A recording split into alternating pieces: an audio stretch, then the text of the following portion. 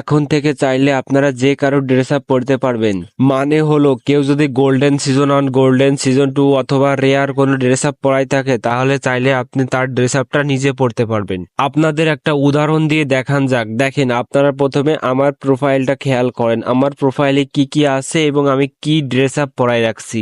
এইবার যদি আমি বিআর র্যাঙ্কের রিজনে যাই যদি চৈতি গেমিং এর আইডিতে প্রবেশ করি তাহলে আপনারা দেখতে পাবেন চৈতি গেমিং সিজন 1 এর বান্ডিল পরাই রাখছে। এখন আমি একটা গ্লিচের মাধ্যমে চৈতি গেমিং এর ফুল ড্রেস আপটা নিজে পরে নেব। কি আপনাদের বিশ্বাস হয় না? তাহলে দেখেন 1, 2 and 3।